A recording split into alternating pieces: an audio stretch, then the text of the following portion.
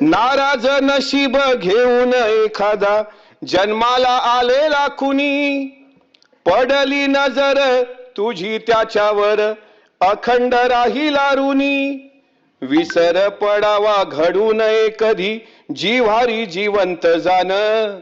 दारात कळस कौलारू दारात तुळस कौलारू कळस देव्हाऱ्यात तुझा मान. दिनांचा देव्हारा सोडून मोकळा श्रीरंग परतला. माझा आनंद आनंद आनंद हरपला. आणि मला विश्वास आहे की हे गाणं ऐकून दिघे साहेबांच्या आठवणीनं आदरणीय शिंदे साहेब पण गहिवरतात आणि त्यांनी जे दुःख भोगलंय ते त्यांच्या भाषणातून त्यांनी सांगितलंय. मी मुझसे पहले कितने शायर आए और आकर चले गए, कुछ आहे भरकर लौट गए, कुछ नगमे गाकर चले गए. वो भी एक पल का किस्सा था, मैं भी एक पल का किस्सा हूं. कल तुमसे जुदा हो जाऊंगा, वो आज तुम्हारा हिस्सा हूं. कल और आएंगे नगमों की खिलती कलियां चुनने वाले, मुझसे बेहतर कहने वाले, तुमसे बेहतर सुनने वाले. कल कोई मुझको याद करे, क्यों कोई मुझको याद करे. मसरूफ जमाना मेरे लिए, क्यों वक्त अपना बर्बाद करे. म्हणून जब तक जिंदा हूं तब तक मरा नहीं, जब मर गया तो मैं नहीं. तो फिर डर किस बात का. अपनी जिंदगी बड़ी है लेकिन वक्त बहुत कम है, इसे जल्दी जल्दी जीना पड़ता है. बाबू मोशाय, जिंदगी लंबी नहीं बड़ी होनी चाहिए.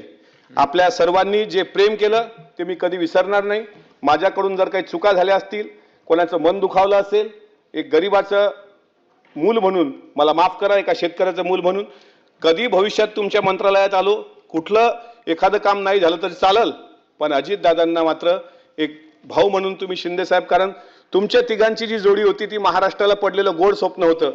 दादाला मात्र आपण सर्वांनी न्याय देण्याकरता आपण सर्वांनी प्रयत्न करावा, मी एवढंच मागणं तुम्हाला मागतो. आणि अजितदादांसारख्या एका मोठ्या नेत्याच्या हाताखाली काम करण्याचं भाग्य मला मिळालं. मी त्यांचे उपकार मरेपर्यंत विसरू शकत नाही. आणि दादाच्या बाबतीत एवढंच सांगतो की आता नाही येणे जाणे आणि सहज खुंटले बोलणे. दादासारखं विद्यापीठ घडायला अनेक वर्ष लागतील. दादा असतील, एकनाथ शिंदे साहेब आपण असाल, आपण महाराष्ट्राला पडलेलं गोड स्वप्न आहात, आपण मास्क लीडर आहात, आपण या महाराष्ट्राची गरज आहात. म्हणून आपण सर्वांनी स्वतःला जपा.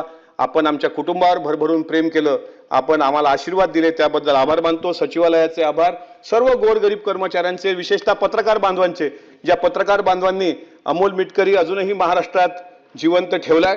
मी अजितदादांच्या आशीर्वाद कायम माझ्या हृदयात राहतीलच. आणि आज सुनेत्रताईंच्या रूपानं एक मातृशक्ती पण आमच्या पाठीशी तितकीच खंबीर आहे.